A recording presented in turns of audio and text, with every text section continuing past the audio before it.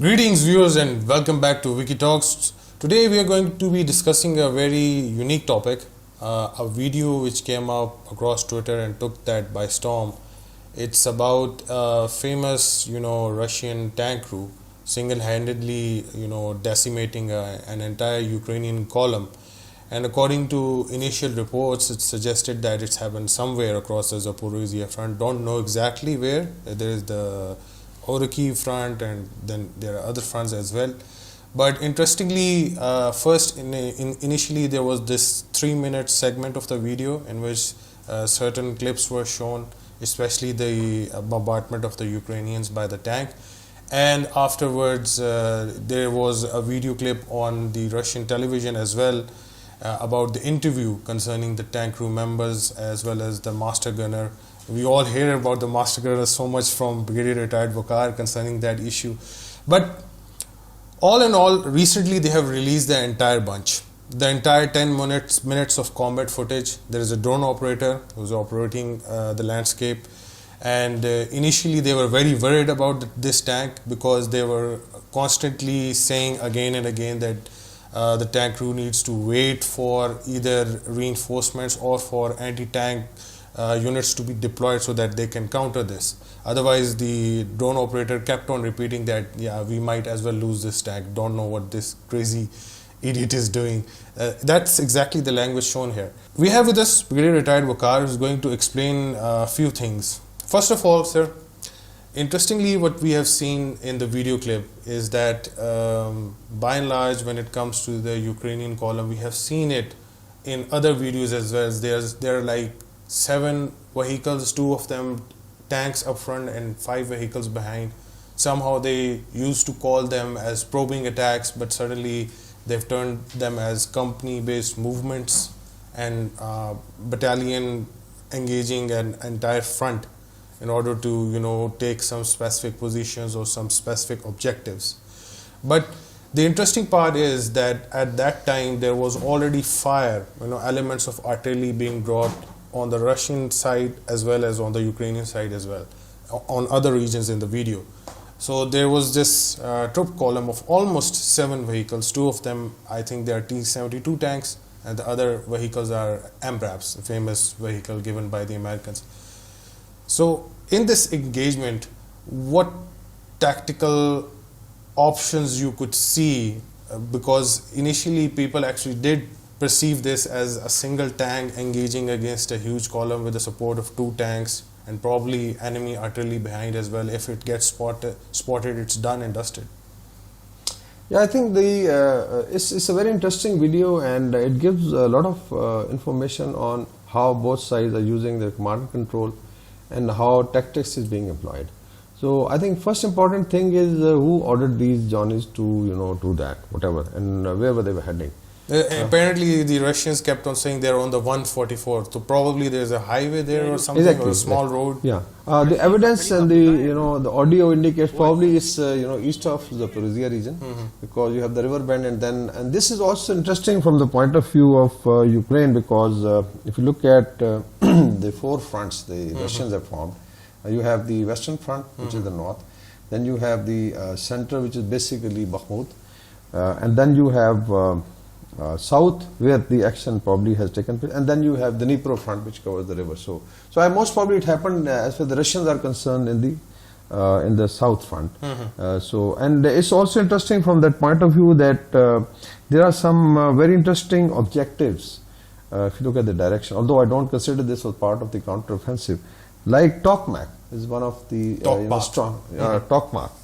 So it's one of the, I think, strong points, or maybe a garrison which the Ukrainians are interested, because if you reach there, then you can have 2 approaches, one coming to Mariupol and then one coming to Melitopol. So you can actually go for the coast. So maybe I'll not say that these 8 tanks or armored vehicles were tasked to do that, but maybe if you are probing, so that shows your area of interest. So most probably it was happening here. Now on command and control, there's I've always mentioned that as far as Russians, and we compare between Russia and Ukraine, Russians command and control is a monolith. It starts from Kremlin, and then you have Ministry of Defense, and then you have their, like in this case, they call it army groups, most probably they are corps size forces. then divisions, brigades, and coming. But they also have regiments coming down to private. Like for instance, this guy who is a tank gunner and the tank driver is in the chain of command, and we'll discuss how it is linked right up to the top. On the Ukrainian side, there is a dilemma. One, of course, there was an old guard, and if you look at Scott Ritter and Colonel McGregor, they are mentioning that Ukraine has lost half of their men in terms of officers and troops. So it means that you have some old guard, but this is basically a new, I would say, recruitment. Apparently they are NATO trained as well. NATO trained as well. Yeah. So it means that one, they are new.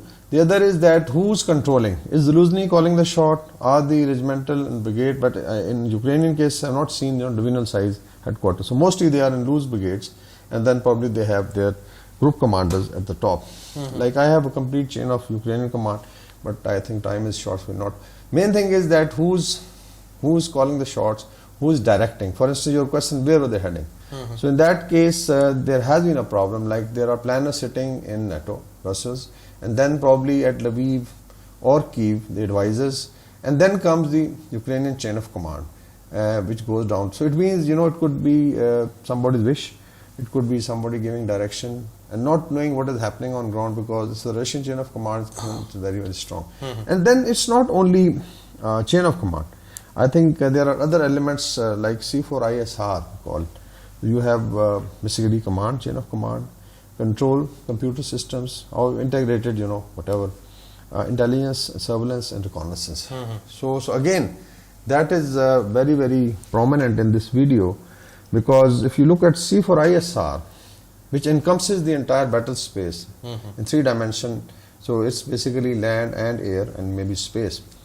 So who was, let's say, did they carry out a reconnaissance?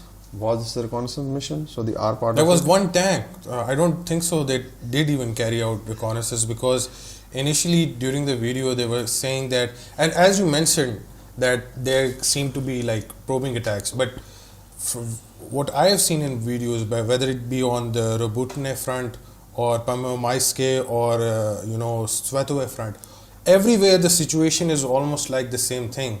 They come in like droves of vehicles on a single column. When the enemy engages them, they try to spread up, but since they haven't cleared up mines, and a lot of vehicles and tanks get trapped there as well. So in this particular video, we have actually seen not the Russian ATGM crews, not the anti-tank buster missiles. Initially the artillery didn't even engage them. It was just one tank. So just imagine when they cope up with the entire, aviation of the Russians, the artillery of the Russians, when an entire brigade is actually, attacking, things would be really difficult for them. Yeah, it is. I think you brought out some very interesting points, 1 versus 8. But definitely this is C4ISR was helping that tank, which is not maybe displayed here. Because I am sure this tank man was very, very sure what is coming. So it means the information which was being passed from Russian headquarters was very clear. So he had that battle space, visibility. So it depends on how much visible the other side is. Now, if you look at the Ukrainian side, the way they have just bumped into this, I would say, ambush, is that maybe the satellite coverage was being done by the NATO or Americans. I don't know who passed, and maybe the column had already moved, and they could have. Let's say if the C4ISR was working, they could have indicated that, there is some armor movement, so be very careful after this line of trees. But anyways, to cut it short, it's not only that you can put in some armor and, NATO equipment and it will deliver. Basically, it's how you integrate all these systems. If you look at Russian system, I think there were drones who were guiding in, spotting, so there's a communication. Exactly. And good thing is that in info ops, which I call the Ukraine has become an info op theater for both sides. Which side is playing the media part? The Operation Silence. Yeah, Operation Silence. That. So I think this is significant. So as far as C4ISR is concerned, I think the Russians had and it was very clearly visible. Then comes the training. That we do talk of master gunners, and I think in last video also we mentioned that at least you require 2 years. It can't be that you are picked up and then trained on an attack equipment and then you come back. From a 3-man tank crew to a 4-man tank, you come. No. And then you have to have coordination with your driver as well. Since you're moving the turret, you need to tell him that disengage right now, move slightly back so that I can. Exactly. Yeah. So basically, it's a we call it man-machine interface. So let's say if there are 3 tank man crew, like you have an operator, you have a commander and a gunner, or a driver, gunner, and commander and operator, depending on if it is a 3-man or 4-man tank crew. So it has to be matched with the tank in terms of man-machine interface. So everybody has to actually the crew becomes part of the machine. So a gunner, the commander, and the driver. So even how does it take position? Is he violating certain rules of the terrain and all that? So but this is minor tactics. So training is also very important, and it's not only that you fire a couple of rounds, and then of course is the battle hardened soldiers. Because if you look at the Russian side, because Ukrainian had more losses, so there are battle hardened soldiers who now can have a feel of the battlefield. So that's why I think this guy was successful, and I heard he has been awarded some award. He is being awarded Hero of Russia award probably, and currently Defense Minister Shugoi has actually awarded them with one of the military awards, but there are talks concerning that yes, the Hero of Russian award, the highest military honor for them. Yeah. After the dismemberment of Soviet Union, it's the Hero of Russia then. Okay. So interestingly, when you see in the video, this is flat terrain, lots of crops, but since it's not that, it's a rainy season, a lot of things are not being grown over there. Then there is somewhere in between the roads along, there are like long L's and E's of forest canopy in between. But just like within Pakistan, you see, you have this large crops, hectares of land, then across, where the water comes from, there are lines of trees and everything. It's almost the same like that. So the drone operator kept on telling the other operator from the other side that the MRAPs are actually carrying ATGM, so maybe our tank might get taken out. But I was so shocked when I saw that once their first tank got hit, the Ukrainian side's tank got hit, there was no such thing as any evasive maneuver, no usage of smoke screen, or you just try to disperse slightly in order to assess the situation, that where the hell did that fire come from. How do you see that? Yeah, I think evasive action is also part of, one is part of the tactics, that what tactics you use, and the doctrine, how you glue your tactics. The other is again training, and information available. Because let's say you are struck by an aerial platform, or there's a top attack, so there are different ways. And if you are being engaged from the ground, like tanks, ATGMs, it's a different tactic. And then of course, and it's not as if they didn't know. One of the tanks actually did fire right at the Russian tank, but it missed. They actually did know that there is a tank. Yeah. So evasive action again comes, like who was let's say there was a squadron commander. Just assume, he was a major. He was controlling. I'm sure there are 8 armored vehicles. There got to be, a captain or major controlling it. And then he's supposed to now starts not only dispersing, haywire. Supposed to do it in a very organized fashion. So it means that if there were groupings of those APCs with the tanks, they could form up in some formation. But you find them bunching up on one side, and I think even the Russians are probably mentioning it. Yeah. Why are they bunching up? Yeah. And the other is the employment of minefields by the Russian side. I'm sure this was an ambush site, and they had reconnaissance and everything was placed. So the moment then they started so-called evasive action or dispersion, I think they ended up being very, very haphazard. And then this guy was able to take them. The other thing is the rate of fire. I think this is significant.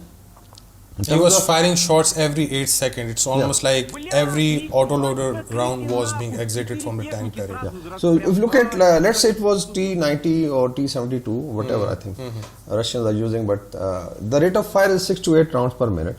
So if a gunner is delivering 6 to 8 rounds per minute, actually he's taking out 8 tanks in closer to a minute. So it means he's so precise, and he is more than a master gunner actually. And this also reflects, the difference between NATO equipment and Russian equipment in terms of rounds per minute. Let's say there was a Leopard or M1A1. It's basically manually loaded. Yeah. So you can't achieve more than 3 to 4 rounds. But when you're an autoloader, like Pakistan uses, T-80UDs or the Al-Khalid tank. Yeah. So same as I think with the Warsaw Pact tanks or the Russian tanks, 6 to 8 rounds per minute, which is a lot of firepower. Look at the tank, shell, the APFSDS or high explosive. It can knock the hell out of anything. So, and then he destroys 8 armored vehicles. I mean, it's a class, I would say. And this indicates that rate of fire was also playing. apart. And then if there was line of trees, so it means you were picking up targets because you're picking up moving targets. Maybe some were stuck. So it means that he was good in engaging static targets and moving targets. So that indicates the kind of training Russians have and the kind of combat readiness they have. And yeah, it was pretty much prepared, because the first things he actually did destroy were the 2 tanks up front, because they were the biggest threat to him. Yeah, normally when there is an armored column, tanks remain in the front because armored personnel carriers or any other equipment or defense system will be softer skin, so it has to be protected by armor. I don't know. Ideally, they could have put in 3 tanks. So and then did fire and move, but I don't know. Whatever was happening, so it indicates, I think, a lot of deficiency on the Ukrainian side, how NATO is training, and indicates how the other side is ready. Now here comes the issue of people start counting. So many tanks are coming, and so many armor regiments, and despite Russians have an asymmetric. You can have as many tanks as you can, but the problem is there need to be people who can drive them. Yeah, ultimately it's man behind the gun. Yeah. So like MM Alam, Yeah. shooting 5 aircrafts in 65 with Indian aircraft by a Pakistani pilot. I think it's very similar. So imagine if this starts happening, that the Russians have asymmetric advantage, and now they are disproportionately destroying the other side. So it's very, very demoralizing, and I think this video is going to help on the morale side. We have not discussed it, how it affects the morale of the regiments, the divisions, the brigades, and the forces and the commanders. The Russians could always quote now that this is how our troops fight, and this will become this guy is going to become a legendary figure, I think. Yeah, definitely. Another last point I wanted to say, that initial thrust of the Ukrainians, they couldn't pick up specific objectives within a limited amount of time, and they are continuing to do so, continuing these I would say devastating blows, I would say, for themselves. And right now we have actually witnessed a lot of Colombians and Mexican volunteers on these same Leopard 2 equipments, and on MRAPs, as well as other volunteers. Are they actually running out of manpower now? They can't operate these vehicles? So I think it's something more so also to do with Russian defense. I'll just briefly explain it. From north, like Luhansk, Donetsk, Mariupol, coming down to the Dnipro. So if you look at the configuration is like a ball, we mentioned. And then I was basically looking at some of the websites, 4 sectors that I mentioned, and then comes the defense line. So one is right there, which we call very close to the security zone, I think, where this battle took place. Then they have a second line, which is actually the main line of defense, the third and the fourth, and then they have reserves also, Spetsnaz. It's very, very organized. Now, in case you want to, let's say, hurl yourself that we are going to go and capture Crimea or Mariupol or Melitopol, so it's absurd in case you are not organized to breach this defense in depth. It means that there has to be a battle of frontier to breach the security zone. Then breaching of first line of defense, lot of infantry. For instance, if you want to go to Mariupol, then you require a lot of artillery as well. Lot of firepower, air support. So I would say this even talk of counter-offensive. I think this was very, very unfortunate, not really absurd. And now we talk of people, they want to create their own Wagner group, like Colombians are coming or somebody, and so it's becoming more. At least Wagner did take over Bakhmut. Yeah. So this is a big difference. Yeah. So I would say it's an absurd info ops theater, and people are dying, and they're losing equipment. Look at the this losses. will actually embolden Russians to continue with their offensives elsewhere as well. And last point, do you think this is the concluding part of this summer offensive? Because now winters are coming up, there is rainy season, there will be a lot of mud and swamp in Zaporizhia as well. So do you think this is the end, as much as they have gained? Yeah, I think till the time snow start falling, this is like September, October. So this is where I think both sides would try to take initiative, because when the snow starts coming, then it softens up, and then they have to wait for freezing of snow, like February, March. So probably this is the campaigning season left is 2 to 3 months, and normally in this season there will be an attempt to gain initiative and improve your posturing, defensive and offensive. So let's see how it figures out. Yeah. So viewers, we discussed about this latest 10-minute video coming up of the entire battlefield between the one Russian tank against an entire column of the Ukrainian forces. Hope so our insight provides you with enough information concerning the offensive capability of the Ukrainians as well as the defensive measures the Russians have taken. This single video just proves a lot of things, and let's see how things unfold later onwards. For now, goodbye from my side as Brigadier Retired Vakar. We will come back in the next video. Bye bye.